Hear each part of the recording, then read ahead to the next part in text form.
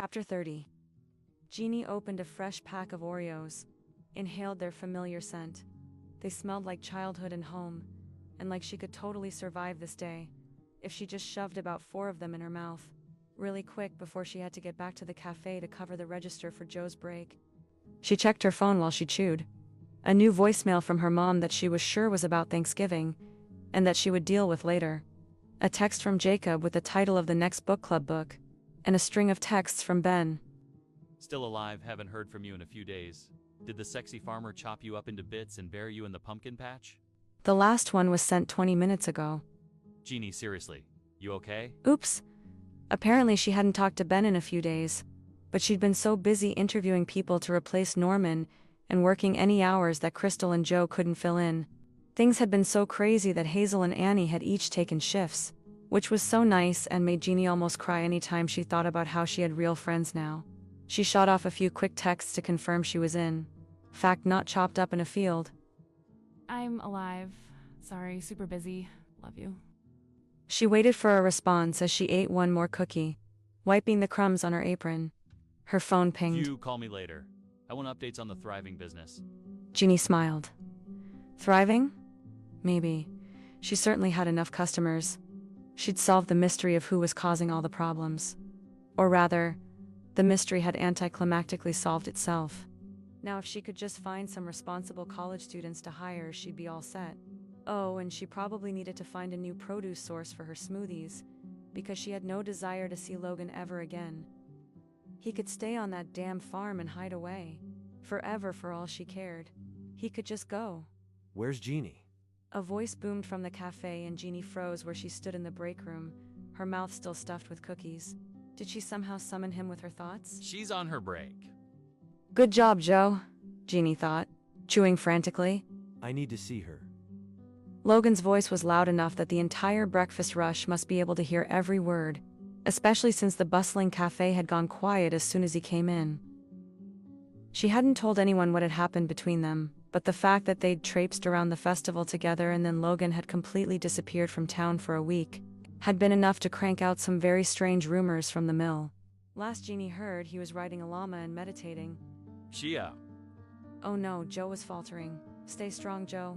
Don't let the giant farmer intimidate you. Jeannie.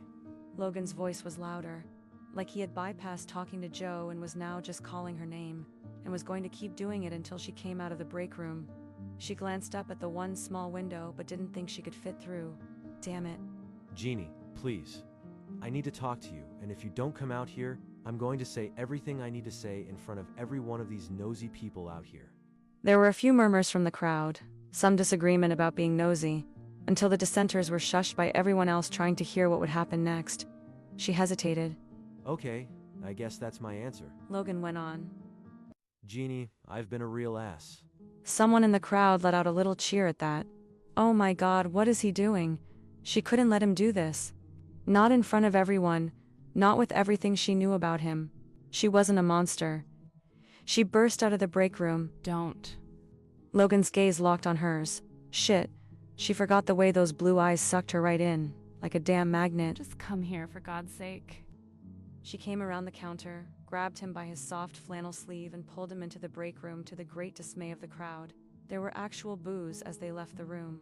These people really needed to get a hobby. Getting away from the prying eyes of what felt like the entire town had seemed like a good idea, until Jeannie was alone with Logan in the tiny break room. Why was he so big? And why did he smell so damn good?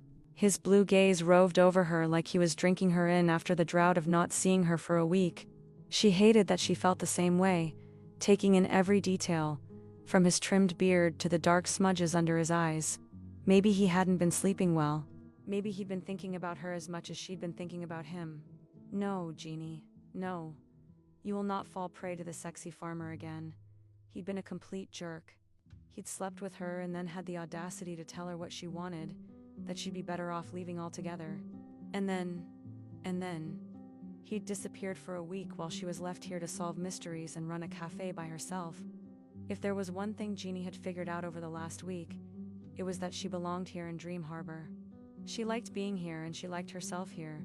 She still hadn't figured out exactly who new Jeannie was, but she knew she didn't allow men. not even the sexy farmer variety, to toss her aside like that. Having gotten herself sufficiently keyed up inside her own head, Jeannie opened her mouth to let Logan have it, but he was already talking, apologizing. I'm sorry. I should have talked to you sooner. Jeannie crossed her arms over her chest. Well, that was true. And I never should have left like that. He ran a shaking hand down his beard. I've got shit to work through, I know that. The stuff with Lucy affected me more than I wanted to admit, and I was scared to repeat it. Lucy. Right. One more reason this thing with Logan wouldn't work. Look, Logan, I can't be what you want. He flinched. I tried. I thought I wanted to be this new person, that I could be this new person. And I am a little bit, but I'm also still the old me. I'm kind of a mess, and it'll probably take me several months to unpack. And I overreact and overthink. I tried to be a sunshiny ball of quirky calmness, some archetype of the perfect small-town cafe owner. I tried to be like, but I'm not. I'm just me, and like running this cafe, my cafe. I don't know what Lucy was like, but I'm not her. I don't want her. His answer was sharp, fierce. Then what do you want, Logan? Because I sure as hell can't figure it out. You. I want you. Jeannie sighed, her emotions ricocheting between anger and hurt and hope. I can't. I want you exactly as you are. He stepped toward her, surrounding her with his outdoorsy scent, and she almost caved. She almost buried her face in his sun-warmed flannel shirt and gave into his words. He kept going, further weakening her resolve. I want the Jeannie that almost decapitated me. I want the one who believes in ghosts. The one who talks to my chickens and runs through the rain to chase a farmer's market tent. I meant it the other night. I like you, messy Jeannie. He stepped closer. I like you every way. I like you in your buttoned-up blouses talking at town meetings. I like you when your hair is spilling down around you and you're wearing that ratty old cardigan. I like wiping away your tears, and your laugh is my favorite sound. Jeannie swallowed the burn of emotions in her throat. But you don't trust me to stay. He blew out a ragged breath. I'm working on that, but I trust you to tell me the truth and I'm ready to listen. If you love it here, then I want you to stay. He glanced away, giving Jeannie the chance to breathe away from the intensity of his stare. Her heart was racing. Did she want Logan as a part of her new life here? He brought his gaze back to hers and her breath caught. Of course she wanted him, but she wasn't letting him off the hook that easily. Well, I'm staying. He nodded, his eyes wary, like he didn't want to assume her staying meant anything about them being together. I solved the mystery without you. I heard. Norman wanted to buy the cafe. Logan's eyebrows rose at that tidbit. Really? He was upset that Dot didn't sell it to him. That's why he was trying to scare me away. Logan huffed, shaking his head. I'm sorry, you've been dealing with that alone. Jeannie shrugged. Annie and Hazel have been helping out. I'm in the process of hiring some new people. I'm glad. Did you tell Dot? Not yet. Logan nodded again and shifted uncomfortably on his feet in front of her. She could see his patience cracking. She could see him cracking wide open for her. Jeannie. His voice was sandpaper, gravel under truck, tires. The sound of her name in that tone dragged the words from her lips. She couldn't help it. I want you to.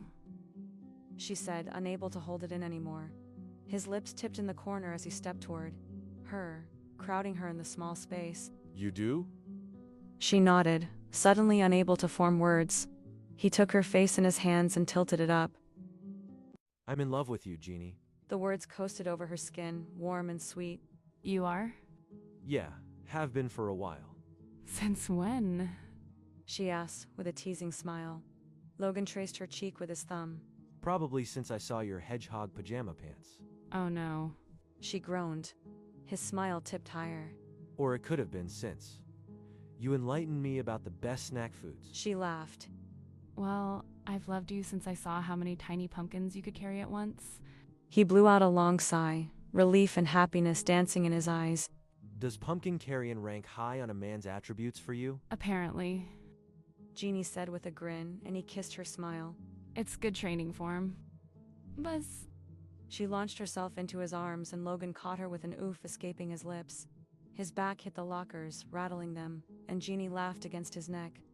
He squeezed her waist and held her close. Warn me. Next time. She kissed him. Deal. Logan kissed her back. His tongue found hers, his relieved groan vibrating through her. I heard a crash. Everything okay? Joe's words died as soon as he saw the scene in the break room. Or sorry. Jeannie gave him a thumbs up from her perch in Logan's arms. He buried his face in her hair, hiding or breathing her in. She wasn't sure which. All good. She told Joe as he scurried back out to the cafe. Logan grumbled against her neck. Missed you. He said before trailing kisses down her skin. Jeannie was about to tell him the same when a cheer broke out in the cafe. Joe is not known for his discretion. Jeannie said, hoping this wouldn't send Logan running again. Good. Logan kissed her again. And then, still holding her, he walked back out to the cafe. What are you doing? She squeaked. He held her thighs tight as every head in the cafe turned toward them. Jeannie spotted the entire book club in the corner. Corey's eyes were wide as she nudged Isabel. Jacob gave Jeannie an enthusiastic thumbs up. We're here in their athletic wear on the way to the gym. And even Mayor Kelly stood frozen by the door, Noah just in front of him.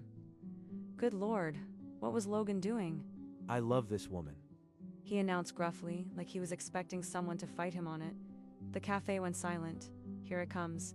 The heart attack that I'd been running from, Jeannie thought.